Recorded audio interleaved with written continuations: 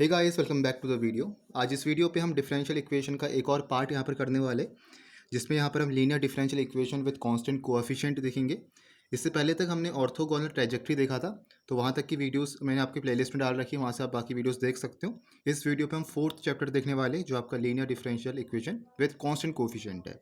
और इसमें आपकी दो चीज़ें इंपॉर्टेंट है। एक आपका CF निकालना है, जिसे हम कॉम्प्लीमेंट्री फंक्शन कहते हैं, और एक आपका PI है, जिसे हम पर्टिकुलर इंटीग्रल कहते हैं। तो ये दो आपके इंपॉर्टेंट टॉपिक है इसमें। ठीक है, तो हम देखेंगे इस वीडियो में, हम देखने वाले हैं कि सी एफ हम कैसे निकालते हैं कॉम्प्लीमेंट्री फंक्शन, और नेक्स्ट वीडियो पे हम देखेंगे कि हम पर्टिकुलर इंटीग्रल यहाँ पर कैसे निकालते हैं। तो पहले हम समझते हैं यहाँ पर आपका linear differential equation with constant coefficient है क्या। तो क्या लिखा है यहाँ पर, a linear differential equation of order n of the form. हमारे पास एक लीनियर डिफरेंशियल इक्वेशन है जिसका ऑर्डर आपके पास n है। तो कुछ इस फॉर्म की आपके पास यहाँ पर है, डी के power n y over D X की power n plus a1 D की power n minus one into Y D X की power n minus one up to A N Y equals to Q. तो ये आपकी एक linear differential equation है जिसका order n है। और यहाँ पर जो आपको a1 a2 a3 up to A N minus one A N तक दिख रहा है, ये सब आपके कोफिशिएंट कांस्टेंट कोफिशिएंट्स है। और यहाँ पर q आपका कोई भी फंक्शन है x का, जिसे हम कह रहे हैं यहाँ पर linear differential equation with constant coefficients. ठीक है, इस इक्वेशन को, इस डिफरेंशियल इक्वेशन को यहाँ पर हम कह रहे हैं linear differential equation with constant coefficient. अब क्या चीज़ है आपके पास यहाँ पर, जो d ओवर डी एक्स है, इसको मैं कैपिटल D करके शो कर सकता हूँ। जो आपके पास d ओवर डी एक्स है, इसको हम कैपिटल D करके भी शो कर सकते हैं। तो अगर मेरे पास d स्क्वायर हो तो इसको मैं बता सकता हूँ d स्क्वायर, d क्यूब होगा तो मैं कैपिटल D क्यूब बता सकता हूँ। अगर ऐसे मेरे पास d की power n over D X की पावर n हो तो इसको मैं d की पावर n यहाँ पर लिख सकता हूँ। तो अगर मैं यहाँ पर d ओवर डी एक्स के बदले कैपिटल D यहाँ पर सब्सिट्यूट करूँ हर उसमें, तो क्या मिलेगा आपको, d की power n plus a1 into D की power n minus one plus a2 into D to the power n minus two up to an into Y equals to Q. ठीक है, अब आपके पास यहाँ पर क्या है, अगर मेरे पास यहाँ पर अज्यूम कर रहे हैं, हम कंसिडर करते हैं कि y equals to F of X आपके पास एक जनरल सॉल्यूशन है इस डिफरेंशियल इक्वेशन का। ये जो आपको डिफरेंशियल इक्वेशन दिख रही है, d की power n plus A one into D to the power n minus one up to A N into Y equals to zero. तो इसका आपका क्या जनरल सॉल्यूशन क्या है, y equals to F of X. अब ये equation आपकी कहाँ से आ रही है, इधर से आ रही है। ये जो आपके पास लीनियर डिफरेंशियल इक्वेशन था विद कांस्टेंट कोफिशिएंट, यहाँ से आपके जनरल सॉल्यूशन आ रखा है, और इसको मैंने किसके इक्वल इक्वेट कर दिया, जीरो के इक्वल। और दूसरी तरफ यहाँ पर अज्यूम कर रहे हैं कि अगर मेरे पास y equals to phi of X कोई पर्टिकुलर सॉल्यूशन है इक्वेशन टू का, जिसमें आपका कोई भी आर्बिट्री कांस्टेंट नहीं है। इक्वेशन टू का जो आपका यहाँ पर जो पर्टिकुलर सॉल्यूशन है वो y equals to phi of X है, और इसमें आपका कोई भी कांस्टेंट नहीं है, कोई भी आपका c यहाँ पर प्रेजेंट नहीं है। तो ऐसे केस में जो आपका पूरे डिफरेंशियल इक्वेशन का, ये जो पूरी आपको डिफरेंशियल इक्वेशन दिख रही है, इसको भी मान सकते हो, इसको भी मान सकते हो। तो इसका जो आपका जनरल सॉल्यूशन निकलता है उसको हम कैसे यहाँ पर दिखाते हैं, y equals to F of X plus phi of X करके। पहले हमने जनरल सॉल्यूशन निकाला जिसमें हमने इसको जीरो के इक्वल पुट करा, इस चीज़ को हमने यहाँ पर जीरो के इक्वल पुट करा, और दूसरी तरफ हमने क्या करा, y equals to phi of X यहाँ पर एक सॉल्यूशन था जिसमें हमारा कोई भी कांस्टेंट प्रेजेंट नहीं है। तो दोनों को हमने ऐड करा तो हमारे जनरल सॉल्यूशन आ गया यहाँ पर इस डिफरेंशियल इक्वेशन का। ठीक है, तो इसको यहाँ पर हम कहते हैं, जो आपके पास एफ ऑफ एक्स हमने निकाला ये आपका कॉम्प्लीमेंट्री फंक्शन होता है, और जो हमने यहाँ पर फाइव ऑफ एक्स निकाला ये आपका पर्टिकुलर इंटीग्रल होता है। तो सी एफ और पी आई मिला के आपका किसी भी लीनियर डिफरेंशियल इक्वेशन का जनरल सॉल्यूशन यहाँ पर आता है। ठीक है, तो यहाँ पर हम कह सकते हैं कि अगर यहाँ पर हम, ये जो आपका LHS में आपको दिख रहा है ये वाला पार्ट, ये पूरा पार्ट, तो इसको जब यहाँ पर हम सॉल्व करते हैं तो ये आपका कॉम्प्लीमेंट्री फंक्शन होता है, और जो आपका क्यू वाला पार्ट होता है ये होता है आपका पर्टिकुलर इंटीग्रल। इस वीडियो पे जो हम सीखने वाले हैं कि हम कॉम्प्लीमेंट्री फंक्शन यहाँ पर कैसे निकालते हैं, मतलब LHS वाले को यहाँ पर हम सॉल्व कैसे करते, वो हम इस वीडियो पे यहाँ पर देखेंगे। ठीक है, तो कोई भी आपका किसी भी लीनियर डिफरेंशियल इक्वेशन जिसका कोफिशिएंट कांस्टेंट है, तो उसका जनरल सॉल्यूशन क्या होता है, y equals to C F plus P I. C F होता है कॉम्प्लीमेंट्री फंक्शन और पी आई होता है आपका पर्टिकुलर इंटीग्रल। सी एफ हम कैसे निकालते हैं, सी एफ आपका निकलता है यहाँ पर इस LHS वाले पार्ट से, और जो पी आई है, पी आई आपका होता है ये क्यू, जो क्यू वाला पार्ट है RHS में, ये होता है आपका पी आई। अगर ये आपका जीरो है तो पी आई आपका यहाँ पर क्या होगा, जीरो होगा। ठीक है, तो और क्या चीज़ लिखी है कॉम्प्लीमेंट्री फंक्शन पे, कॉम्प्लीमेंट्री फंक्शन में लिखा है कि it must contain as many arbitrary constant as in the order of the given differential equation. तो जितना आपको डिफरेंशियल इक्वेशन में ऑर्डर दे रखा है, मान लीजिए 2 है या 3 है, उतने आपके CF जो आपका निकलेगा उसमें आपके कांस्टेंट होंगे। अगर आपका ऑर्डर 3 है तो आपके यहाँ पर C1 C2 C3 तीन कांस्टेंट होंगे।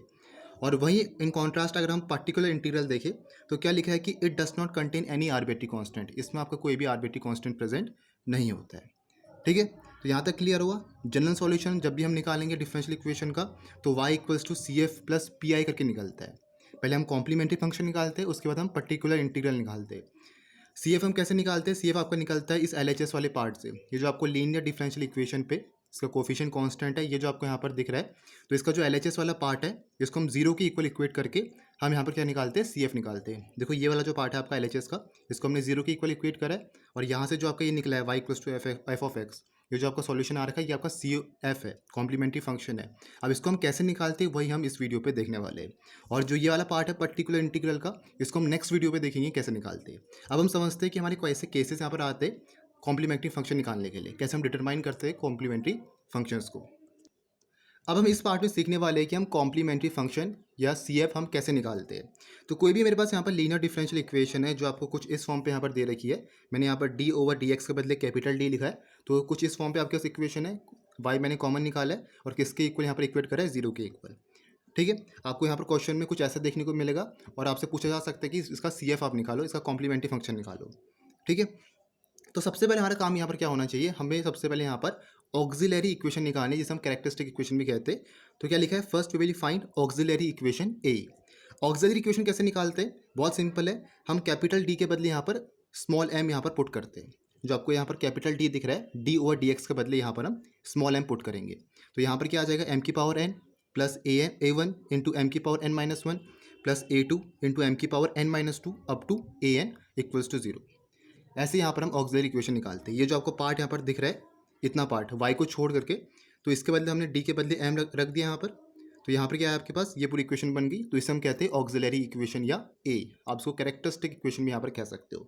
तो सबसे पहला काम होता है आपका सी एफ निकालने से पहले, जब सी एफ निकाल रहे हो तो सबसे पहला स्टेप है आपको यहाँ पर किसी भी क्वेश्चन पे ऑक्सिलरी इक्वेशन निकालनी है। जब भी आप यहाँ पर किसी भी डिफरेंशियल इक्वेशन का कॉम्प्लीमेंट्री फंक्शन निकाल रहे हो या सी एफ निकाल रहे हो। और ऑक्सिलरी इक्वेशन कैसे निकालते हैं? बस डी के बदले आपको एम पुट करना है और इसको जीरो के इक्वल यहाँ पर इक्वेट कर देना है, और वाई आपका यहाँ पर नहीं आएगा। सिंपल आपका यहाँ पर डी के बदले एम सब जगह और इक्वल्स टू जीरो। ठीक है, सेकंड में क्या करना है आपको? इसको यहाँ पर एम के लिए सॉल्व करना है। इसमें आपको रूट्स निकालने हैं एम के। Solve equation for M. अब ऐसे में आपके तीन केसेस बन सकते हैं, क्योंकि डिफरेंट डिफरेंट रूट्स आपके आ सकते हैं। तो हर केस हम यहाँ पर देख लेते। तो केस वन क्या है?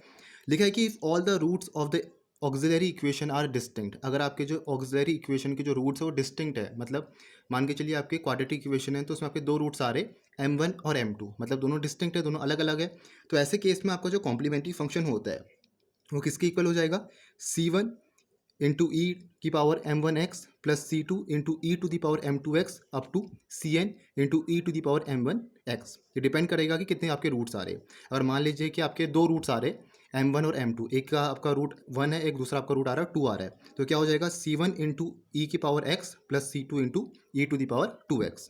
ठीक है, और आपके यहाँ पर आपको ये चीज़ ध्यान रखनी है, यहाँ पर जितने आपके यहाँ पर ऑर्डर रहने वाला है, मान के चलिए आपका क्वाड्रेटिक इक्वेशन है तो उसमें क्या होगा? आपके रूट्स जो ऑर्डर होगा वो 2 होगा, तो उतने ही आपके यहाँ पर कांस्टेंट आएंगे।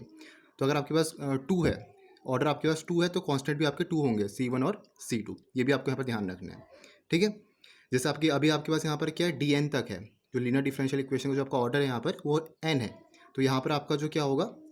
ये कहाँ तक जाएगा? सी एफ आपका n तक जाएगा। जो कांस्टेंट आपके आएंगे वो cn तक आएंगे। ठीक है, तो जितना आपका ऑर्डर होगा उतना ही आपका क्या रहेगा? यहाँ पर कांस्टेंट रहने वाले। तो केस वन क्या है आपका? कि अगर आपके पास यहाँ पर रूट्स डिस्टिंक्ट होंगे, जैसे m1 m2 अलग अलग रूट्स है आपके, तो अब आपका क्या होगा? यहाँ पर कॉम्प्लीमेंट्री फंक्शन ये रहने वाला है। केस टू क्या है? If auxiliary equation have equal roots. अगर आपके ऑक्सिलरी इक्वेशन के इक्वल रूट्स आ गए, मान के चलिए आपके पास रूट्स आ गए 1 1 और -2, मतलब 1 1 के आपके दो सेम रूट्स हैं। ठीक है, तो ऐसे केस में हम जो आपका कॉम्प्लीमेंट्री फंक्शन होगा वो क्या होगा? c1 plus c2x into E to the power mx plus c3 into E to the power m3x up to cn into E to the power mnx।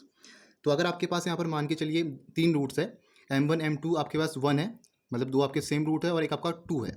ठीक है, तो ऐसे केस में क्या हो जाएगा? c1 plus c2x into E to the power क्या हो जाएगा? x plus c3 into E to the power 2x, क्योंकि जो आपका m है ये आपके क्या है? दो सेम रूट्स है, जैसे 1 1 और 3। तो ऐसे केस में क्या होगा? आपका ये चीज़ होने वाला है। तो ये आपके यहाँ पर केस 2 रहेगा, जब आपके यहाँ पर रूट्स क्या है? इक्वल है। ठीक है, इसको अभी हम क्वेश्चन करेंगे तब आपको यहाँ पर क्लियर होगा कैसे हमें यहाँ पर करना है। केस 3 देखो क्या है, व्हेन रूट्स आर इमेजिनरी, जब आपके रूट्स यहाँ पर कॉम्प्लेक्स है। जैसे फॉर एग्जांपल मेरे पास दो रूट्स आ रहे हैं, m1 आपके पास अल्फा प्लस आयोटा बीटा है और m2 आपके पास अल्फा माइनस आयोटा बीटा है। तो ऐसे केस में CF या y किसके इक्वल होगा, जो कॉम्प्लीमेंट्री फंक्शन होगा वो किसके इक्वल होगा, e to the power ax into bracket में c1 cos beta X plus c2 sine beta X. तो ये आपके यहाँ पर कॉम्प्लीमेंट्री फंक्शन होने वाला है अगर आपके रूट्स यहाँ पर इमेजिनरी आएंगे। तो जो अल्फा वाला पार्ट आपको दिख रहा है यहाँ पर, ये आपका अल्फा वाला पार्ट है, ये अल्फा पार्ट है।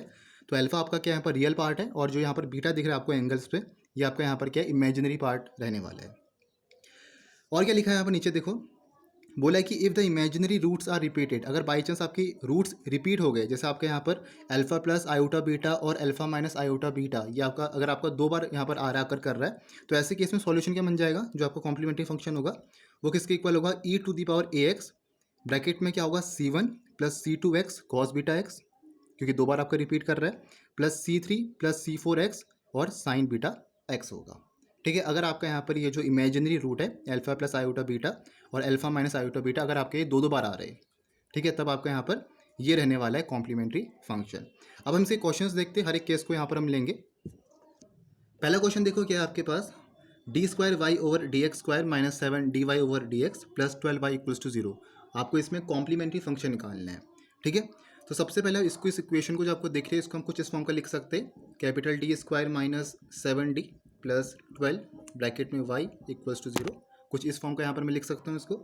तो सबसे पहले हमारा काम क्या था यहाँ पर, अगर यहाँ पर हम स्टेप्स को देखें तो क्या था आपका, सबसे पहले यहाँ पर हम ऑक्सिलरी इक्वेशन निकालनी है CF निकालने के लिए। सबसे पहला स्टेप ऑक्सिलरी इक्वेशन निकालना है। तो ऑक्सिलरी इक्वेशन कैसे लिखेंगे, हम लिखेंगे यहाँ पर, जो आपका कैपिटल डी है इसको हम m यहाँ पर पुट करेंगे, तो क्या होगा m square minus 7m plus 12 equals to 0। यहाँ पर हम ऑक्सिलरी इक्वेशन निकाल रहे हैं। ठीक है, हमने यहाँ पर कैपिटल डी को m से यहाँ पर सब्सटीट्यूट कर दिया, तो m square minus 7m plus 12 equals to 0।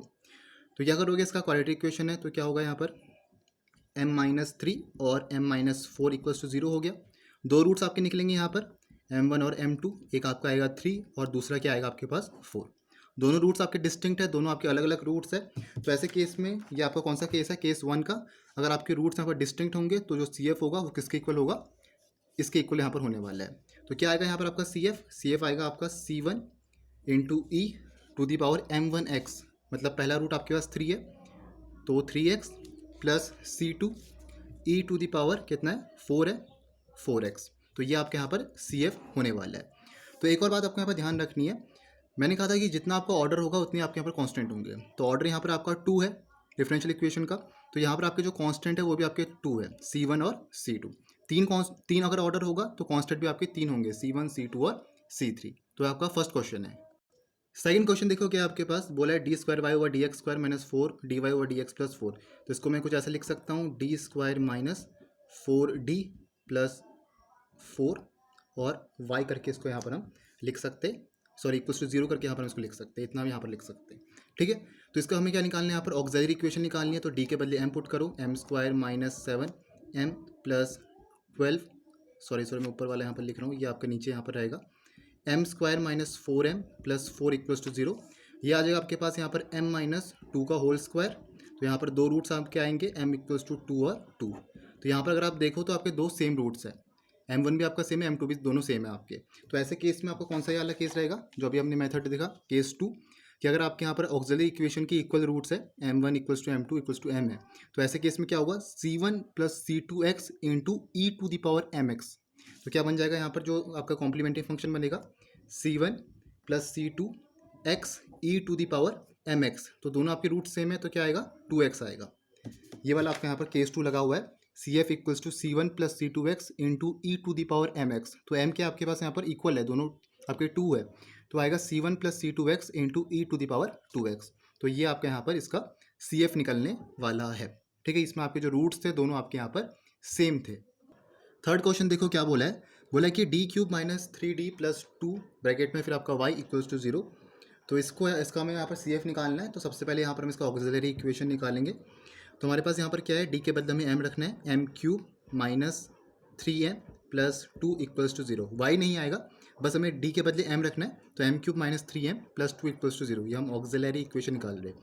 तो सी एफ निकालने के लिए सबसे पहला स्टेप आपको ऑक्सिलरी इक्वेशन निकालना होता है, फिर हम इसके रूट्स निकालने हैं, हमें फिर रूट्स को चेक करना है कि आपके डिस्टिंक्ट है, आपके अनइक्वल है या कैसे है, आपके इक्वल है या आपके कॉम्प्लेक्स है, वो आपको देखना पड़ेगा। उस हिसाब से फिर आपको एक केसेस देखने हैं, तीनों केसेस, और ये आपको तीनों केसेस पता होने चाहिए। ठीक है, तो क्या हमारे पास M cube minus 3m plus 2 equals to 0, इसको हम कुछ ऐसे लिख सकते हैं m माइनस 1, और यहाँ पर हम लिख सकते हैं m square plus m minus 2 equals to 0 करके, ये हो गया। तो m माइनस 1 तो ऐसे ही रहेगा, यहाँ पर इसको बना सकते हैं हम m माइनस 1 और m प्लस 2 इक्वल्स टू 0 करके। तो यहाँ पर आपके तीन रूट्स आ रहे हैं, एक तो आपका 1 और 1 आ रहा है, और एक आपका -2 आएगा। तो यहाँ पर क्या आपके पास देखो, यहाँ पर आपके पास m1 m2 दोनों सेम है और m3 आपका अलग है। तो यहाँ पर हम क्या लगाएंगे, वही हम केस यूज़ करेंगे जो हमारा केस 2 था। अगर आपके इक्वल रूट्स होंगे तो हम ये हम यूज़ करेंगे। तो क्या आएगा देखो, ये आएगा आपके पास C F equals to C1 plus C2 x e to the power x plus C3 e to the power minus 2x। ये आपका यहाँ पर सी एफ निकलने वाला है। ठीक है, कैसे निकला, दो रूट्स तो आपके सेम थे, तो C1 plus C2x into E to the power x हो गया, क्योंकि m आपका 1 है तो mx 1x हो गया। यहाँ तक क्लियर हो गया। इसके बाद क्या है, आपके यहाँ पर रूट सेम नहीं है, -2 है। ठीक है, तो यहाँ पर क्या आएगा C3 into E to the power minus 2x। तो ये आपका फाइनल यहाँ पर CF निकलने वाला है इस डिफरेंशियल इक्वेशन का। नेक्स्ट देखो, फोर्थ क्वेश्चन क्या है, बोला है कि d square minus d plus 4 bracket में वाई है इक्वल्स टू 0। तो इसका ऑक्सिलरी इक्वेशन कैसे निकालेंगे, m square minus m plus 4 equals to 0 करके। ठीक है, तो यहाँ पर हम क्वाड्रेटिक जो आपका फॉर्मूला रहता है x equals to minus b plus under root b square minus 4ac over 2a वाला, वो यहाँ पर हम यूज़ करेंगे। तो क्या आएगा, x equals to minus b plus minus under root b square minus 4ac over 2a, ये चीज़ है। तो क्या हुआ देखो, यहाँ पर यह आ जाएगा आपके पास 1 plus minus under root 1 minus 4, ए आपके पास 1 है और सी आपके पास यहाँ पर 4 है, और नीचे 2a है तो ये होगा 2। तो ये आएगा आपके पास 1 plus minus under root minus 16, sorry 1 minus 16 15 आएगा और 2 हो गया, और ये आएगा 1 plus minus under root 15 iota over 2 आ गया। तो एक आया आपके पास alpha 1 over 2 plus minus beta आया अंडर रूट 15 ओवर 2 आयोटा। तो ये कौन सा केस आ गया, आपका कॉम्प्लेक्स रूट वाला केस आ गया, मतलब ये वाला केस, केस 3 वाला। अगर आपके पास यहाँ पर roots alpha plus iota beta है और अल्फ़ा माइनस आयोटा बीटा है, अल्फ़ा आपके पास 1 ओवर 2 है और बीटा आपके पास क्या है यहाँ पर ये है अंडर रूट 15 ओवर 2 है। तो ऐसे केस में ये आपके यहाँ पर कॉम्प्लीमेंट्री फंक्शन होने वाला है। तो क्या आएगा देखो, यहाँ पर ये आएगा y equals to e to the power alpha x है, तो अल्फ़ा आपके पास ये चीज़ है, तो ये आएगा E to the power x over 2 bracket में क्या है C1 कॉस बीटा x।